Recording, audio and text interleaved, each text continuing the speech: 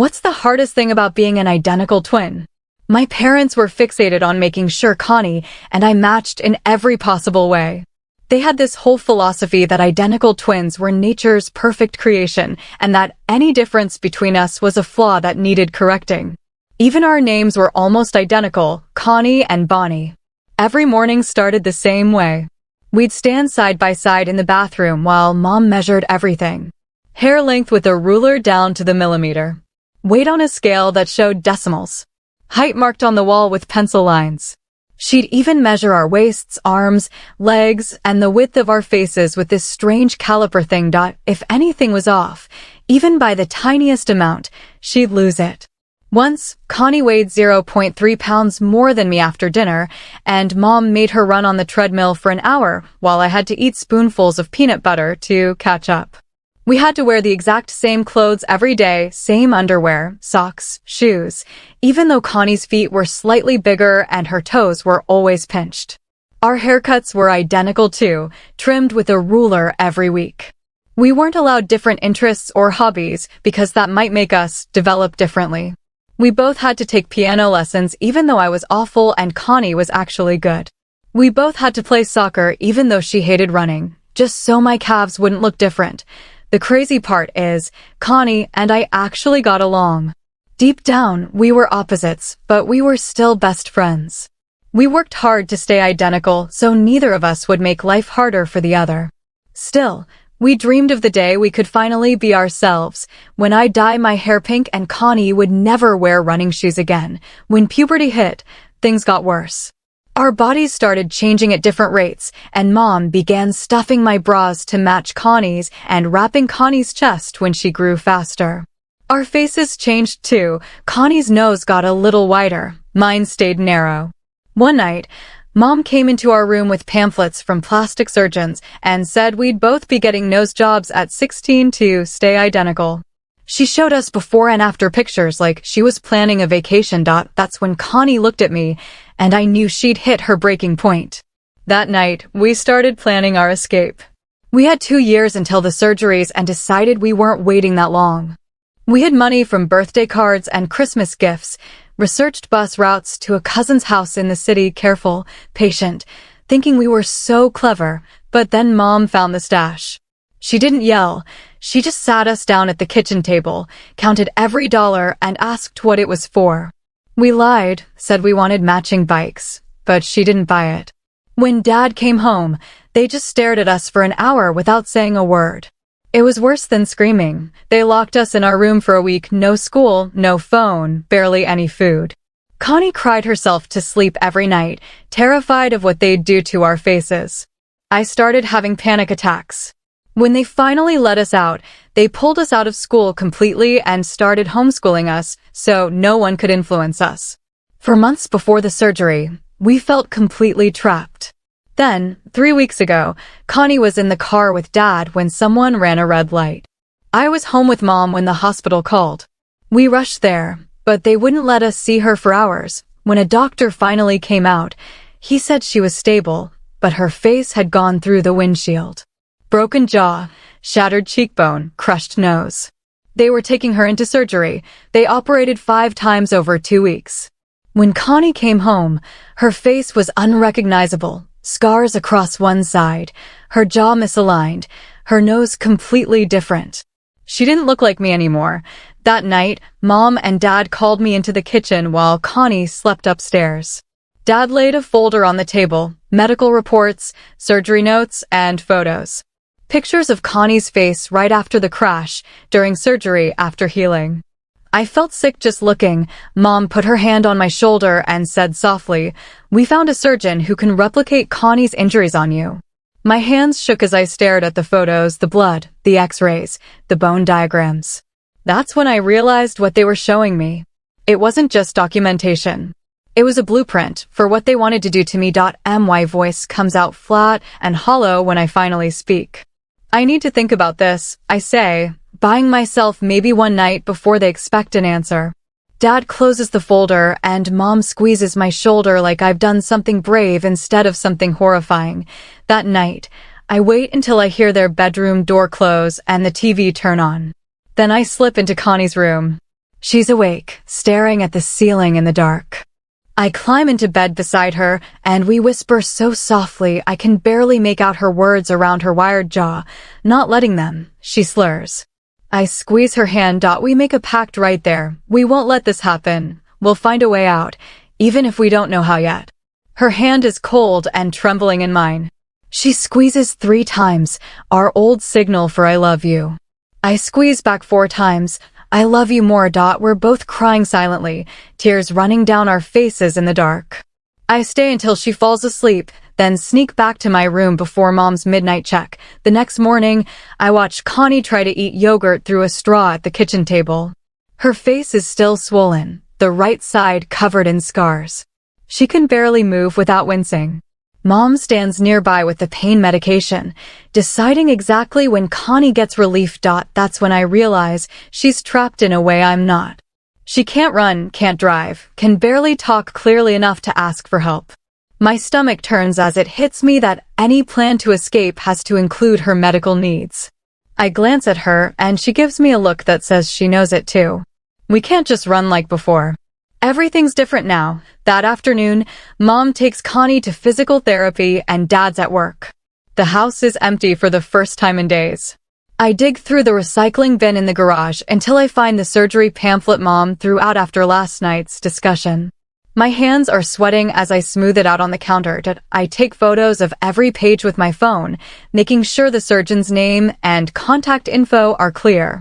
Then I open my voice recorder and test it, whispering to make sure it saves properly. My heart pounds the whole time. I keep glancing at the driveway, half expecting to see Mom's car. When I hear the garage door, I shove the pamphlet back into the bin, delete the test recording, and sit at the table pretending to do math homework. At breakfast the next day. Mom launches into her philosophy speech again, but now she's reframed everything.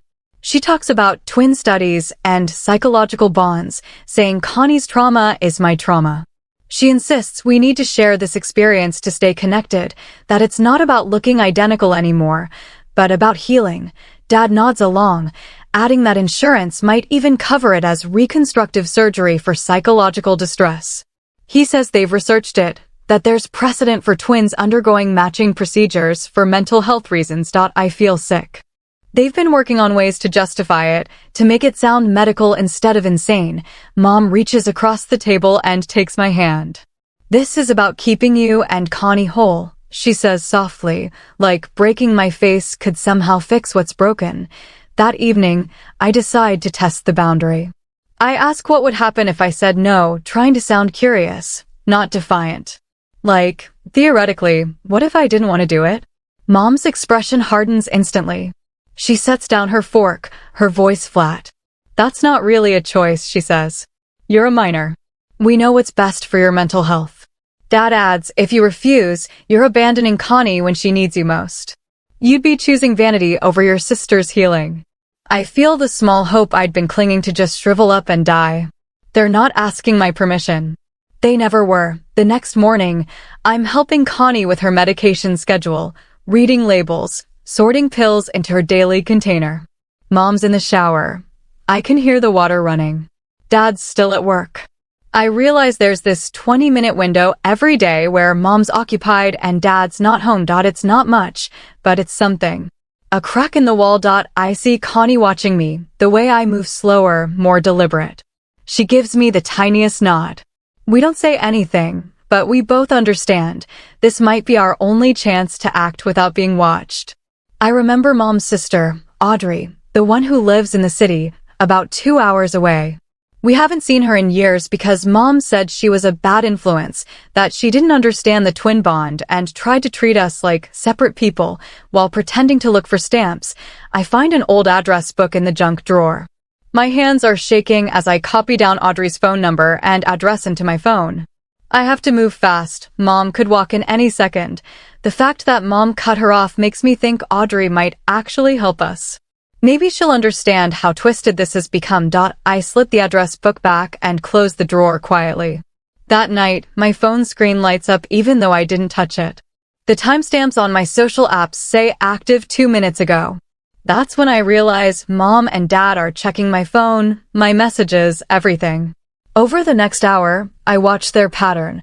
They go through my accounts at night and again in the morning. I start planning around it, using drafts instead of sent messages, hiding info where they won't look. The next morning, during the medication window, I leave my phone recording on the kitchen counter and pretend to use the bathroom. When I listen later, I hear Mom telling Dad they need to schedule my surgery soon, that Dr. Yoon is too ethical, and they should find someone else. My hands shake, but I save the recording in 3 places and hide my phone under my mattress. That afternoon, I find Connie in front of the mirror, sobbing. Her scars are dark, her jaw crooked, her voice slurred as she says, "Monster, sorry, ruined everything." I hold her and tell her she's beautiful, even though anger burns through me. She whispers that she doesn't want me to look like her, that she'd rather be different than see me hurt. I promise it'll be okay, even though I'm not sure. At dinner, Dad casually mentions he's booked my consultation in 2 weeks. Mom beams, reciting the surgeon's credentials like a commercial. Connie freezes beside me, and I can't eat another bite. 2 weeks. That's all we have. That night, after they're asleep, I find a USB drive in Dad's desk, copy the recording, and hide multiple versions, drafts in my email, one sent to Aunt Audrey's address with help in the subject line, the file buried inside a book. If they find one, maybe they won't find them all. The next day at Connie's hospital follow-up, I pay attention. While Mom talks to the doctor, I map the building in my head, the social worker's office, the cameras, the exits, even the metal suggestion box by the elevators. Every detail could matter. I'm building a plan. While Mom takes Connie for imaging, I tell them I need the bathroom. Inside the stall, I pull out the note I wrote that morning. I'm 15.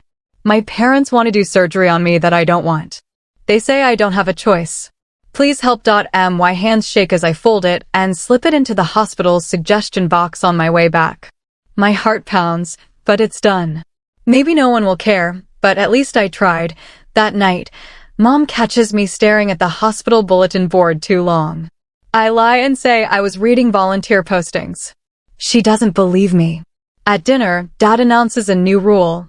I can't wander during Connie's appointments. One of them must stay with me for safety.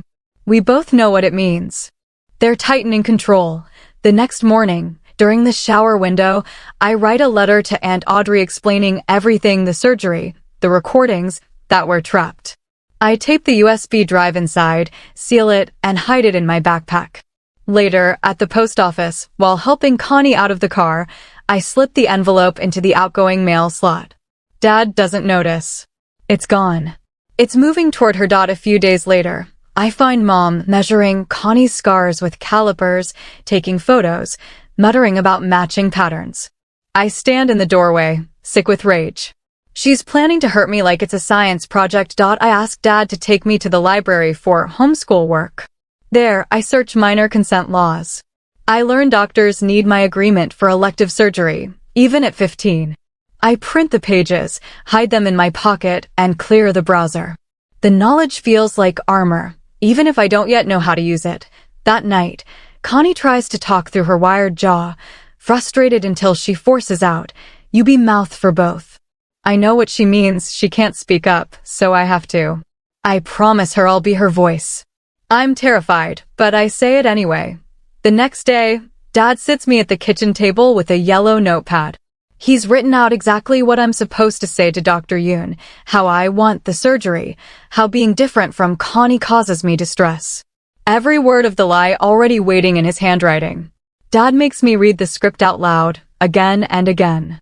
Every time I stumble, he starts me over. After an hour, I can recite every line perfectly, steady voice, calm face, even though inside I'm screaming. When he finally nods, I glance at the doorway. Connie's there, tears running down her bruised face. She turns away before he sees her. 3 days later, we're back at the hospital for her checkup. While we wait, a woman in business clothes walks over with a clipboard, Eloise Quigley, a social worker. She says she checks in with trauma patients. Mom smiles, all charm, answering every question before Connie can. Eloise keeps watching us, sharp eyes flicking between me and Connie. When she asks if we're getting counseling, Mom says we're handling things as a family. Eloise writes something down. When she asks if we need anything else, I repeat my cover line. I ask about volunteer opportunities. She pauses, then hands me a pamphlet and tells me I can call her office anytime. Later, at home, I notice handwriting on the back, her direct number in blue ink. That's when I realize it's a code. Asking about volunteering means I'm not safe. I hide the pamphlet under my pillow. The next morning, Mom cheerfully announces my consultation is scheduled for next week. She spreads Connie's medical records and surgery notes across the table, organized by color-coded tabs. They're moving fast now, before I can resist or reach out again. That night, through the wall, I hear them rehearsing what to say to Dr. Yoon, how to frame the surgery as corrective symmetry, how to make it sound like I'm asking for it. I record everything on my phone, hands shaking. The next day, Connie breaks down during therapy. She sobs, gripping my hand so hard her nails draw blood. Through her wired jaw, she begs me not to let them do this. She says to run if I have to. She'd rather we never look alike again than see me hurt. I promise her even though I don't know how I'll keep it. For the first time, I realize I'm not just her twin. I'm her protector. Over the next few days, I start secretly photographing everything, the surgery pamphlets, Connie's medical records, Mom measuring our faces, the new lock Dad installed on our door. Each photo feels like evidence, proof that this is real. One morning, I wake to find that lock in place, a deadbolt that only opens from the hallway. Dad says it's for safety, but I know it's about control. That night, I test it quietly. Locked. The panic hits sharp and fast. 2 days later at the hospital, the discharge nurse hands Connie her paperwork. Inside is Eloise's business card with crisis and hotline numbers handwritten on the back. I memorize them before hiding the card under my pillow. That night, I lie awake rehearsing how I'd explain our situation if I ever called. I repeat the numbers in my head until I know them by heart, a secret lifeline since Dad took my phone. The next morning, Mom sits on my bed with old photo albums. Page after page of me and Connie in matching clothes. She talks about how perfect we were, how people adored her identical twins. Dad brings in 2 sets of matching pajamas like when we were little. For a second, I almost believe her, almost feel safe. But then I see Connie's scarred face and remember. This isn't love, it's control. I keep repeating the word manipulation in my head like a shield. After breakfast, I lock myself in the bathroom and face the mirror. I practice saying it. I do not consent. My voice shakes. I try again. Louder. Calmer. Stronger. I repeat it until it feels real, like a spell I'm learning to cast. When I step out, Connie's there. She nods, a silent approval. In the following days, I watch for the mail truck every afternoon, terrified my letter to Audrey will come back and Mom will find it. Each day it doesn't appear feels like proof it made it to her, or at least, that it's gone far enough to be out of their reach. At least now there's a chance. Someone outside this house might know what's happening. On Thursday, we take Connie to physical therapy. The therapist, a kind woman in her 30s, asks gentle questions about how we're doing at home. Mom answers everything for us, smiling like it's all fine. The therapist's eyes flick between us, sharp and searching, but Mom never leaves our side. I can see the recognition there. She knows something's wrong, but she can't act with Mom hovering. The morning of my consultation, I barely sleep. My nerves buzz the whole drive. I memorize every turn, every bus stop, every possible escape route. At Dr. Yun's office, I scan for exits, my hands shaking in my lap as we wait. When we're called in, Dr. Yun listens while Mom and Dad launch into their rehearsed speech about twin symmetry and psychological distress. They show Connie's before and after photos like proof of devotion. It all sounds so calm, so reasonable, but I can feel my pulse hammering. Finally, Dr. Yun looks at me. "What do you want?" he asks. The room goes silent. I feel both their eyes on me, waiting for me to repeat the script. But I take a breath and say clearly, I do not consent to any surgery. I'm 15 and my parents are trying to force me. The air freezes. Mom goes pale. Dr. Yoon nods, closes the folder, and says firmly that he won't perform any procedures without my consent. He cites medical ethics and state law, tells them we should see a therapist instead. Mom tries to argue, but he doesn't budge. Relief floods through me, but it's laced with fear for what comes next. The car ride home is silent, heavy. The moment we walk through the door, they explode, Mom shouting that I've betrayed my twin, Dad accusing me of making Connie feel like a monster. The guilt hits like a punch, but under it all, one thought holds steady. I said no. I look over at Connie in the hallway. She's shaking her head no, telling me without words that I did the right thing. Her eyes say, don't listen to them. I hold on to that even as Mom keeps yelling. That night, after they finally stop, I pull out the printed transcripts of my recordings. I've kept them hidden in my pillowcase, but now I need safer places.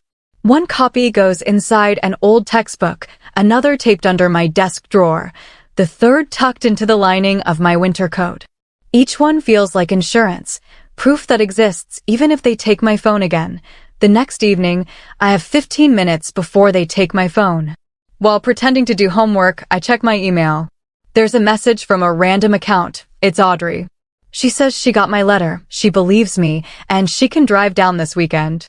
At the bottom, delete this email. I do, twice.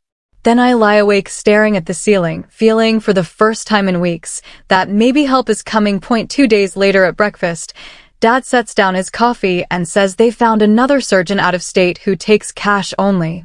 Mom smiles and says he's discreet and understanding of unique family situations. My stomach drops. They're looking for someone unethical enough to operate without my consent. At Connie's next hospital visit, while Mom talks to the nurse, Eloise appears and slips a folded paper into my hand.